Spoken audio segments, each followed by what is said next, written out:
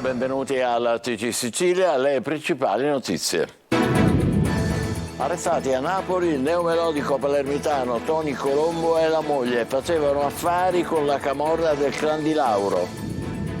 Ancora incredulità e sorpresa a Gra Michele dopo l'arresto per molestie sessuali dell'ex preside del liceo artistico. A Gela un imprenditore è costretto allo sciopero della fame. Da 10 anni lo Stato gli deve un credito d'impresa da 1 milione di euro. Precipita lo scontro tra Caronte Tourist e la regione siciliana. Le isole sul piede di guerra chiedono lo stato d'emergenza. A Palermo, a pochi giorni dall'inaugurazione, vandali all'opera nel nuovo quartiere Marina Yachting. I visitatori esasperati, servirebbe il bastone per educarli. Carceri sovraffollate, polizia penitenziaria in affanno, ad Agrigento sit-in degli agenti addetti alla sorveglianza dei detenuti. A Taormina gara per il banco alimentare, chef stellati, un hotel di lusso e 120 ospiti in una cena di beneficenza nel set che ha ospitato la serie americana The White Lotus. Calcio, la sconfitta con la Juve Stabia mette tutti in discussione in casa Catania. Sul banco degli imputati il tecnico Tabiani, ma ci sono tante attenuanti.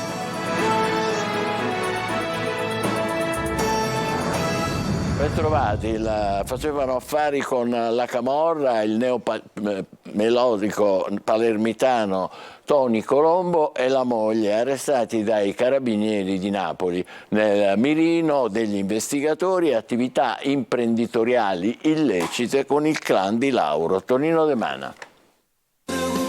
Ci sono anche il neomelodico palermitano Tony Colombo e la moglie Tina Rispoli tra gli arrestati dell'operazione anticamorra effettuata all'alba dai carabinieri di Napoli nell'ambito di un'indagine della DDA sulle attività imprenditoriali e finanziarie del clan di Lauro di Secondigliano.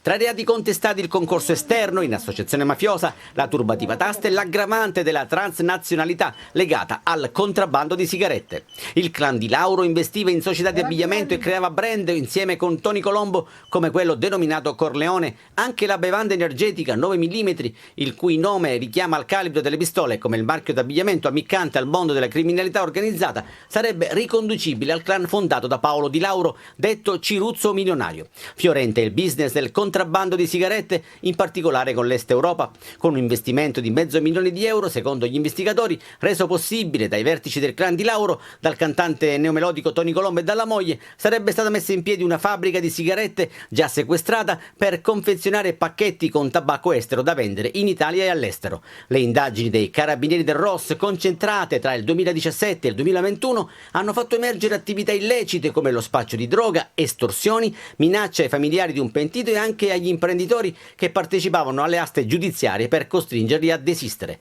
L'indagine ha portato anche al sequestro di beni per 8 milioni di euro.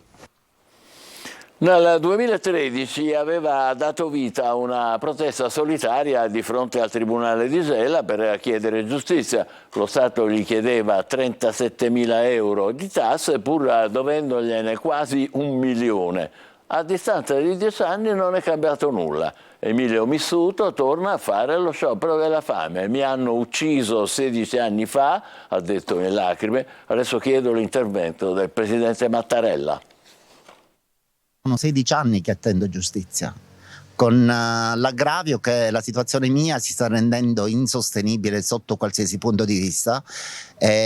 Sto sperperando denaro in una maniera sproporzionata e vengo attaccati da tutti. Lui è Emilio Missuto, un imprenditore che lavora nel campo dell'edilizia. Nel 2007 la sua ditta fallisce a causa di un mancato pagamento di 37.000 euro di tasse e contributi, soldi che Emilio non aveva pur vantando un credito di circa 1 milione di euro dallo Stato per lavori effettuati in alcuni comuni della Sardegna, realizzati, fatturati e mai pagati. Per questo motivo nel 2013 inizia 3 mesi di sciopero della fame davanti al Tribunale di Gela per chiedere giustizia. Giustizia che oggi, a distanza di 16 anni da quel fallimento che lo ha portato sul lastrico, non è ancora arrivata. E così Emilio ha preso il suo vecchio camper ed è ritornato a fare lo sciopero della fame, ancora una volta davanti Palazzo di Giustizia. Nulla è cambiato, anzi mi trovo in una situazione drammatica perché mi attaccano da qualsiasi punto di vista. Sono stato attaccato dalla microcriminalità che mi ha derubato sono stato attaccato dalla mafia, chiedo giustizia da 16 anni. Scusate. Ad oggi il contenzioso giudiziario è ancora in corso, il suo credito è stato parzialmente riconosciuto, ma al momento l'imprenditore non ha ricevuto un solo euro. Ancora siamo in fase giudiziale, aspetto gli esiti delle cause, aspetto un atto di consistenza da 16 anni. L'atto di consistenza è la fotografia dei lavori che avevo eseguito all'epoca che non mi sono stati pagati. Adesso Emilio chiede un incontro al Presidente della Repubblica, Sergio Mattarella. Chiedo un incontro con il Presidente Sergio Mattarella solo e esclusivamente per spiegare la mia situazione e, in qualità di capo supremo della magistratura, vedere quali sono le cose da fare per poter sistemare la faccenda. Comprensione e rabbia più che comprensibili, naturalmente. E adesso le ultime da Gran Michele, dopo l'arresto del preside accusato di molestie nei confronti delle sue studentesse. In diretta Emanuela Corsi. E a te, Emanuela.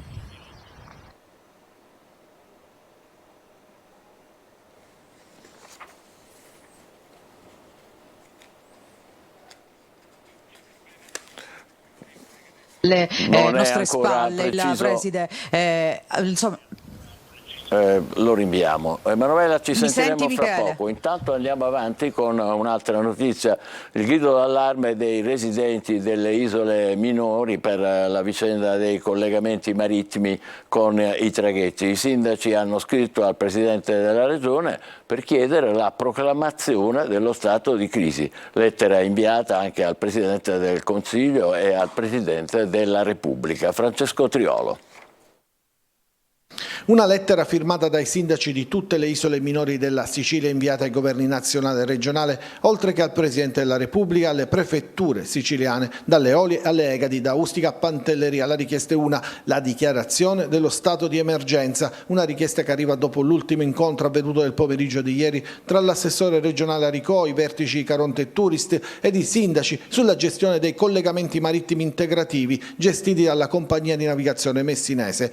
I sindaci nella lettera sottolineano i notevoli danni all'economia delle isole minori a causa dell'aumento vertiginoso delle tariffe, in alcuni casi fino al 500%, e dopo l'interruzione degli stessi collegamenti da parte della Caronte Tourist a causa delle vicende giudiziarie col sequestro di 3 navi. Le isole siciliane, scrivono, sembrano essere ostaggio di una vicenda giudiziaria che interessa la Caronte Tourist, una vicenda che ha causato ben 5 mesi di gravissimi disagi, rendendo inutili tutte le azioni a tutela delle rispettive comunità locali, le cui condizioni di vita sono state pesantemente condizionate dall'aumento esponenziale dei prezzi ed in particolare dei carburanti.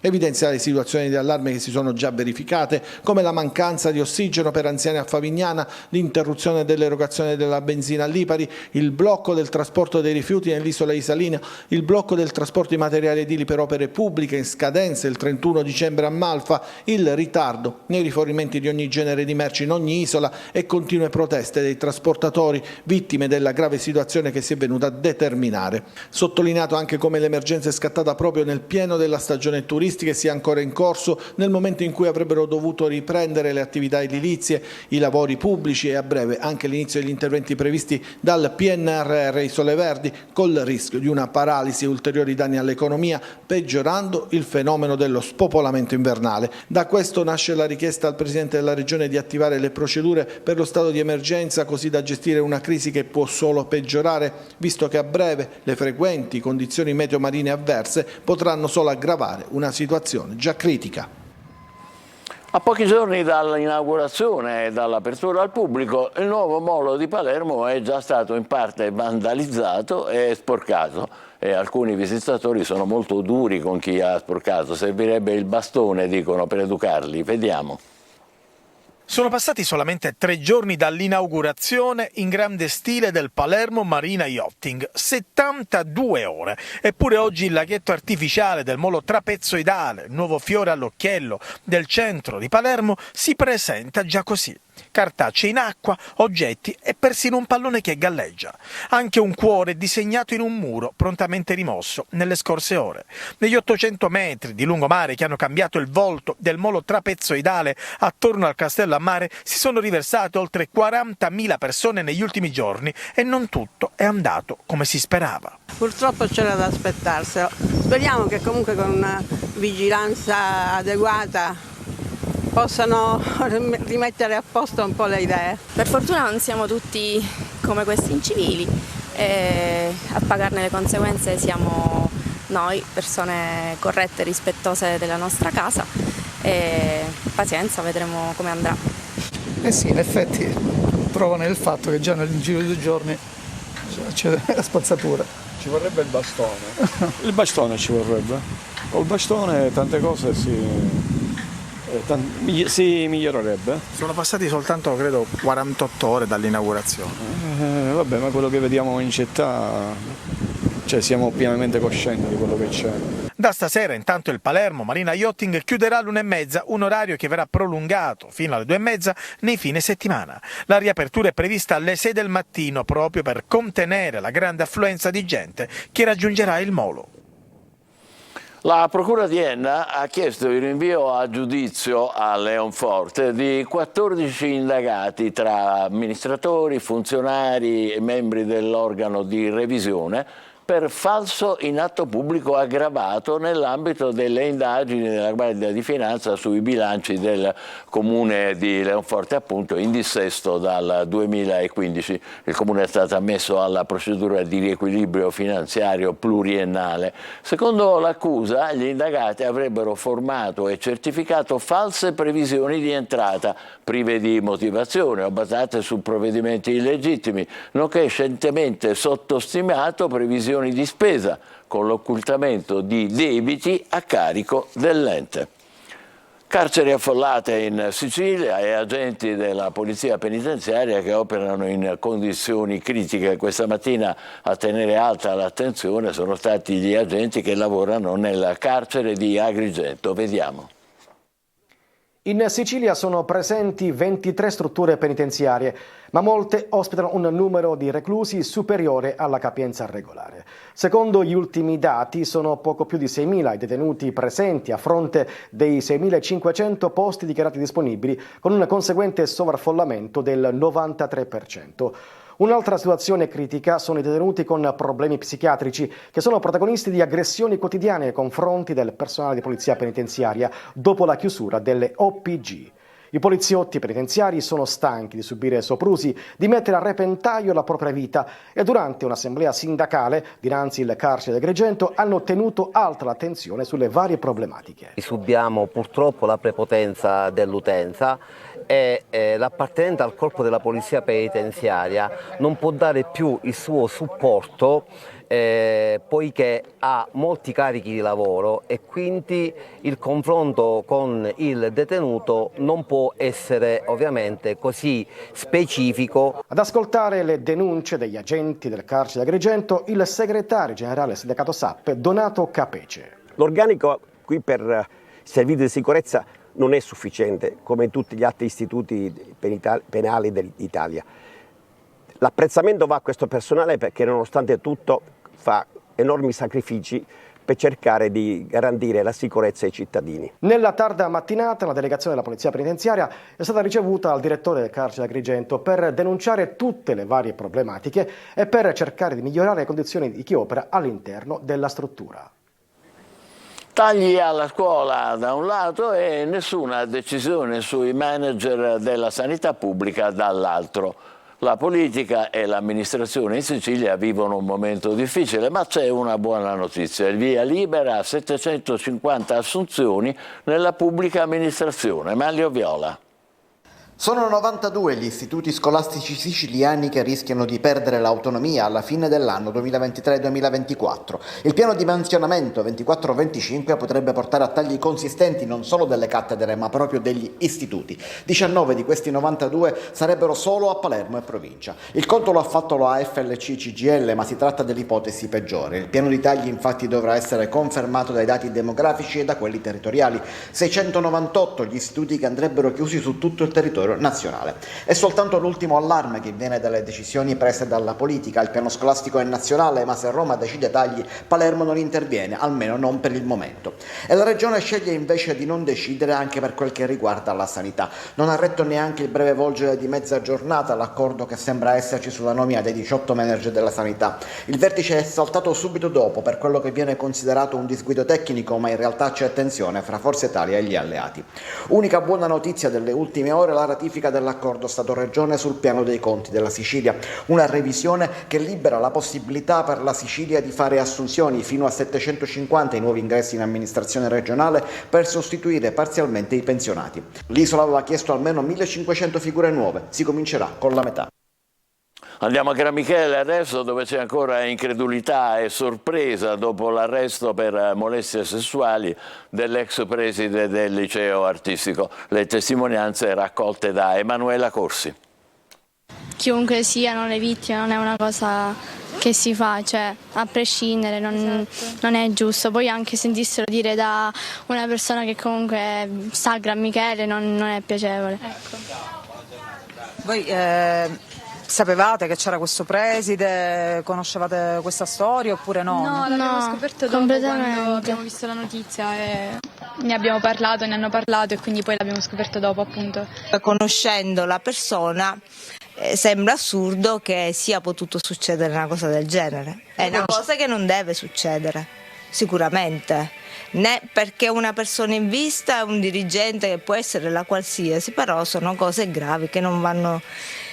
È assurdo comunque, sembra una cosa fuori dal. Poi nessuno sa quale al momento sia la verità, siamo tutti un po' sbalorditi. Ma lei lo conosce? No, lo conosciamo per sentito dire, perché è anche il padrone di una palestra, ma non lo conosco. Se l'aspettava una cosa del genere? Guardi, non mi interessa questa discussione.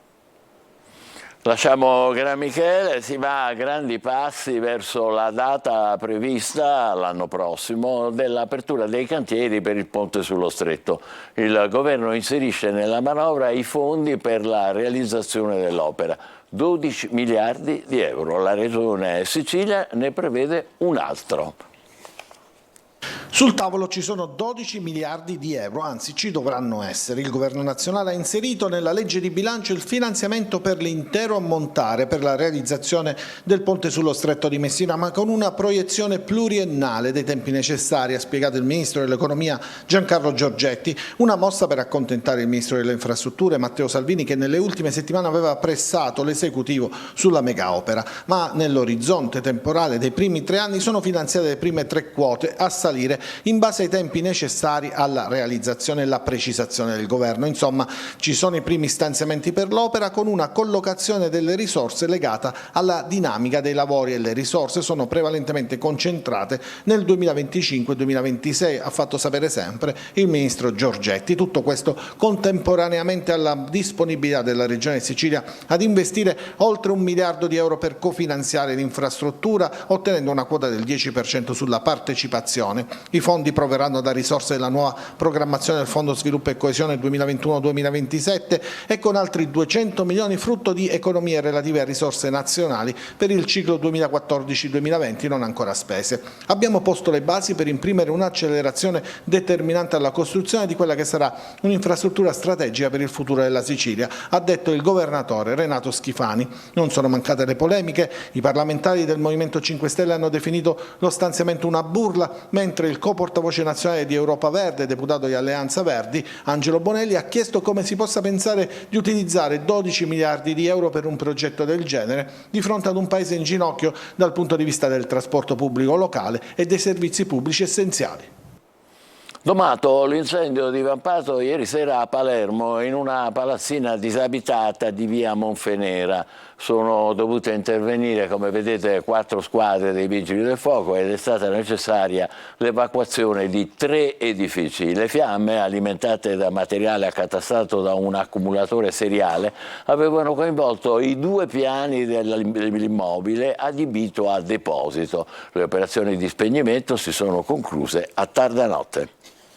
I grandi nomi della ristorazione siciliana riuniti a Taormina per supportare il banco alimentare. 7 chef stellati, un hotel di lusso, 120 ospiti per una cena di beneficenza con sfondo la Perla dello Ionio e il set che ha ospitato la serie TV americana The White Lotus. Eva Spampinato.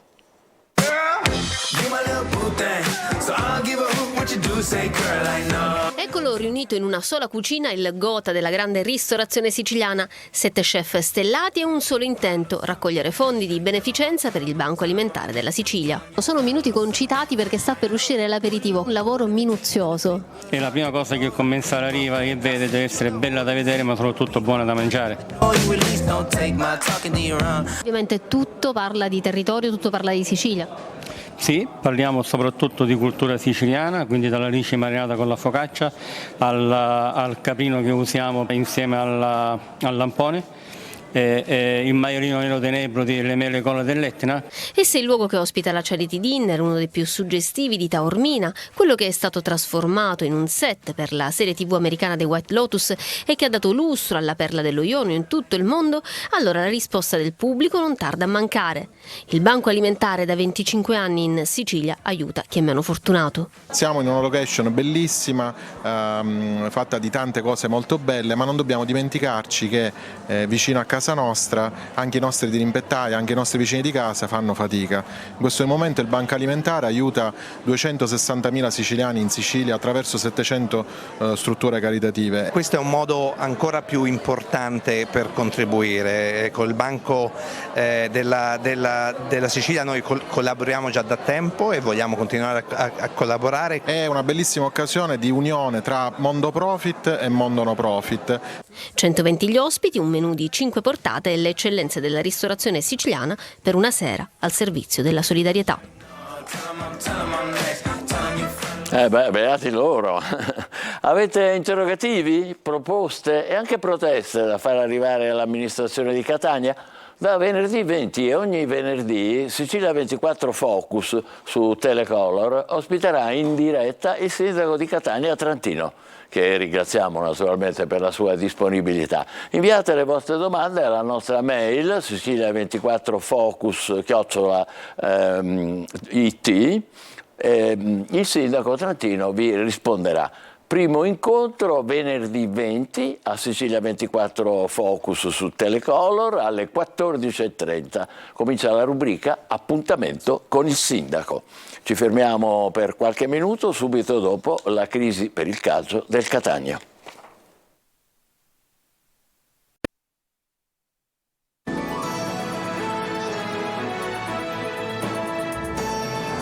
Così di nuovo insieme con il calcio, la sconfitta con la Juve Stabia, la terza in 7 partite, mette tutti in discussione in casa Catania. Sul banco degli imputati il tecnico Tabiani, ma sono tante le attenuanti. Il difensore Castellini, dobbiamo reagire. Tonino De Mana.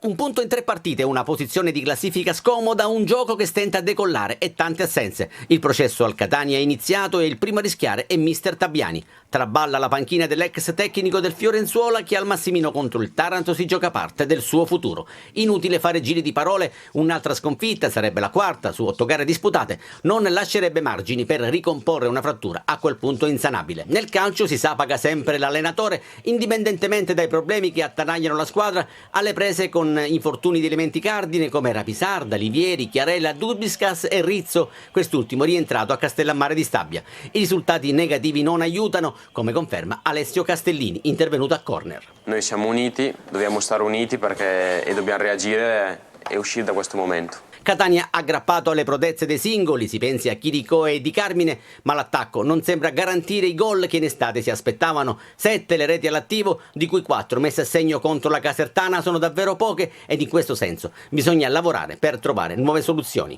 Dobbiamo trovare delle nuove soluzioni sicuramente, perché è vero, comunque non riusciamo sempre a concludere l'azione, cerchiamo comunque di trovare lo spazio giusto muovendo palla a destra e a sinistra, anzi senza il forse dovremmo farlo un po' più velocemente.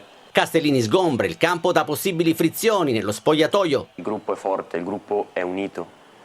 Giustamente magari in campo può sembrare diverso, Le prossime 3 partite saranno fondamentali, solo a quel punto si potrà guardare la classifica. Taranto, Monterosi, Avellino, in 7 giorni la stagione del Catania sarà più definita in un modo o nell'altro.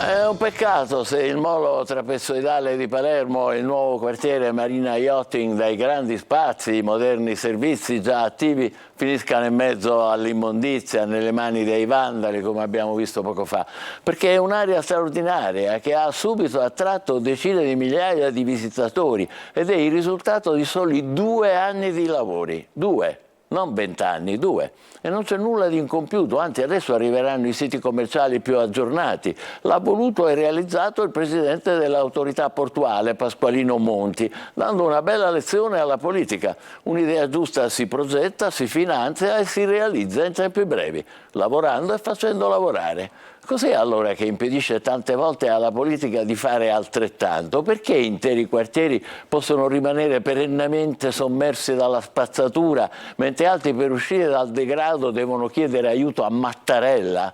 Perché troppo spesso la politica, non tutta è chiaro, non risponde del lavoro svolto, cerca voti e consensi in altro modo, facendo favori, garantendo posti negli uffici, carriere, curando i rapporti giusti con i leader di Roma. Il nuovo quartiere di Palermo però ci dimostra che qualcos'altro è possibile e non è vero che tanto non cambierà mai niente, non serve a nulla fare i bastian contrari, gettarsi fango addosso, non è vero. Un altro modo di occuparsi della cosa pubblica è possibile e viene pure bene. Non accontentiamoci, non facciamo gli eterni rassegnati, pretendiamo, è un nostro diritto, magari dopo esserci assicurati che il molo trapezoidale di Palermo non diventi preda degli incivili. Ci fermiamo qui, CG Sicilia torna alle 20, grazie e buon pomeriggio.